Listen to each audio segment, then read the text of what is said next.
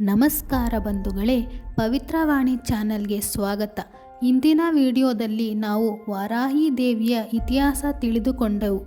ಇಂದು ಈ 9 ದಿನಗಳ ಕಾಲ ನಮ್ಮ ಮನೆಯಲ್ಲಿ ದೇವಿಯನ್ನು ಯಾವ ರೀತಿ ಪೂಜಿಸಬೇಕು, ಯಾವ ನೈವೇದ್ಯ ಅರ್ಪಿಸಬೇಕು ಎಂಬ ಪೂರ್ಣ ವಿಧಿವಿಧಾನವನ್ನು ಯಾವುದೇ ತಪ್ಪು ಮಾಹಿತಿ ಇಲ್ಲದೆ ಶಾಸ್ತ್ರೋಕ್ತವಾಗಿ ತಿಳಿಸಿಕೊಡಲಿದ್ದೇನೆ.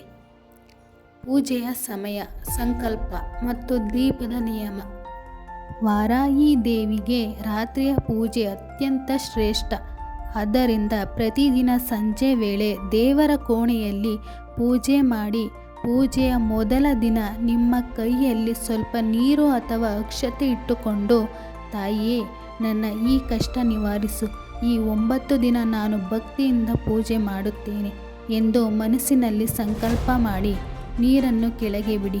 ದೇವರ ಮನೆಯಲ್ಲಿ ವಾರಾಹಿ ದೇವಿಯ ಚಿತ್ರಪಟ ಅಥವಾ ವಿಗ್ರಹ ಮುಂದೆ ಶುದ್ಧ ತುಪ್ಪ ಅಥವಾ ಎಳ್ಳೆಣ್ಣೆಯ ದೀಪವನ್ನು ಹಚ್ಚಿ ಶ್ರೀ ಸೂಕ್ತ ಪೂಜೆ ಮಾಡಿ.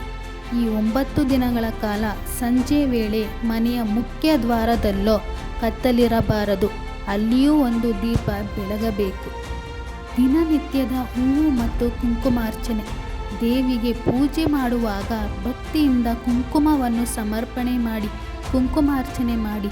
ವಾರಾಹಿ ದೇವಿಗೆ ಕೆಂಪು ಬಣ್ಣದ ಸುಗಂಧಭರಿತ ಹೂವುಗಳು, ಕೆಂಪು ದಾಸವಾಳ, ಕೆಂಪು ಗುಲಾಬಿ ಯಾವುದಾದರೂ ಓಕೆ ಎಂದರೆ ಅತ್ಯಂತ ಪ್ರೀತಿ. ದಿನನಿತ್ಯ ಹಳೆಯ ಹೂವುಗಳನ್ನು ಬದಲಾಯಿಸಿ ಹೊಸ ಕೆಂಪು ಹೂವುಗಳಿಂದ ಅಲಂಕರಿಸಿ ಉತ್ತಮ ಧೂಪ ಮತ್ತು ಅಗರಬತ್ತಿಯನ್ನು ಹಚ್ಚಿ. ಇನ್ನು ನಂತರ ನೈವೇದ್ಯದ ರಹಸ್ಯ: ಪಾನಕ, ಆಲೂಗೆಡ್ಡೆ, ಮೊಸರನ್ನ. ವಾರಾಹಿ ದೇವಿಗೆ ಭೂಮಿಯ ದೇವತೆಯಾಗಿರುವುದರಿಂದ ಭೂಮಿಯ ಒಳಗಡೆ ಬೆಳೆಯುವ ಕಂದುಮೂಲಗಳು ತಾಯಿಗೆ ಪ್ರಿಯ. 9 ದಿನಗಳ ಪೂಜೆಯಲ್ಲಿ ಪ್ರತಿದಿನವೂ ಬೆಲ್ಲದ ಪಾನಕವನ್ನು ನೈವೇದ್ಯವಾಗಿ ಇಡುವುದು ಅತ್ಯಂತ ಶ್ರೇಷ್ಠ. ಇದರಿಂದ ಯಾವುದೇ ತೊಂದರೆ ಇಲ್ಲ. ಇದರ ಜೊತೆಗೆ ಈ 9 ದಿನಗಳಲ್ಲಿ ಯಾವುದೇ ಒಂದು ದಿನ ಅಥವಾ ಪ್ರತಿದಿನವೂ ಬೇಯಿಸಿದ ಆಲೂಗೆಡ್ಡೆ, ಸಿಹಿಗೆಣಸು ಅಥವಾ ಮೊಸರನ್ನವನ್ನು ಕೃತಜ್ಞತೆಯ ಭಾವದಿಂದ ತಾಯಿಗೆ ಅರ್ಪಿಸಿ. ಈ ಕೊನೆಯಲ್ಲಿ ಮನಸಾರೆ ಕರ್ಪೂರದ ಆರತಿ ಮಾಡಿ. ಬಂಧುಗಳೇ, ಕೊನೆಯದಾಗಿ ಒಂದು ಪ್ರಮುಖ ವಿಷಯ. ಈ ವಾರಾಹಿ ನವರಾತ್ರಿ ಪೂಜೆಯನ್ನು ಪ್ರತಿಯೊಬ್ಬರು ಮಾಡಲೇಬೇಕು ಎಂಬ ಯಾವುದೇ ಕಟ್ಟುನಿಟ್ಟಿನ ನಿಯಮವಿಲ್ಲ.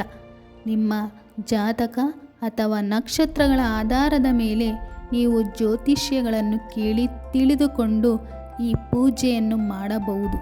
ಆದರೆ ನಮ್ಮ ನಾಡಿನ ದೇವತೆಗಳಲ್ಲಿ, ನಮ್ಮ ಭಾರತದ ಶಕ್ತಿ ದೇವತೆಗಳಲ್ಲಿ ತಾಯಿ ವಾರಾಹಿ ಒಬ್ಬರು ಎಂದು ಮನಸ್ಸಿನಲ್ಲಿ ನೆನೆದು ನಿಮ್ಮ ಕುಟುಂಬದ ಒಳಿತಿಗಾಗಿ ಇಷ್ಟವಿದ್ದರೆ ಈ 9 ದಿನಗಳ ಸರಳ ಪೂಜೆಯನ್ನು ಆಚರಿಸಬಹುದು.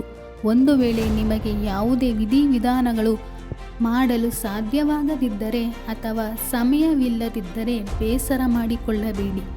ಈ 9 ದಿನಗಳ ಕಾಲ ಪ್ರತಿದಿನ ಸಂಜೆ ತಾಯಿ ವಾರಾಹಿಯ ಫೋಟೋ ಅಥವಾ ದೀಪದ ಮುಂದೆ ನಿಂತು ಭಕ್ತಿಯಿಂದ ಕಣ್ಣು ಮುಚ್ಚಿ ಕೈ ಮುಗಿದು ಪ್ರಾರ್ಥಿಸಿದರೂ ಸಾಕು. ಈ ತಾಯಿ ನಿಮಗೆ ಭಕ್ತಿಗೆ ಒಲಿಯುತ್ತಾಳೆ. ಭಗವಂತನಿಗೆ ಬೇಕಾಗಿರುವುದು ಆಡಂಬರದ ಪೂಜೆಯಲ್ಲ, ನಮ್ಮ ಮನಸ್ಸಿನ ಶುದ್ಧ ಭಕ್ತಿ ಮಾತ್ರ. ಬಂಧುಗಳೇ, ಈ 9 ದಿನಗಳ ಕಾಲ ಮನೆಯಲ್ಲಿ ಕಟ್ಟುನಿಟ್ಟಿನ ಶಿಸ್ತಿರಬೇಕು. ಮನೆಯಲ್ಲಿ ಯಾವುದೇ ಕೋಪ, ಚೀರಾಟ, ಜಗಳ ಇರಬಾರದು. ವಾತಾವರಣ ಪ್ರಶಾಂತವಾಗಿರಬೇಕು. ಅಡುಗೆ ಮನೆ ಮತ್ತು ದೇವರ ಕೋಣೆಯನ್ನು ಅತ್ಯಂತ ಸ್ವಚ್ಛವಾಗಿಟ್ಟುಕೊಳ್ಳಿ. ರಾತ್ರಿ ವೇಳೆ ಸಿಂಕ್ನಲ್ಲಿ ಎಂಜಲು ಪಾತ್ರೆಗಳನ್ನು ಹಾಗೆ ಬಿಡಬೇಡಿ.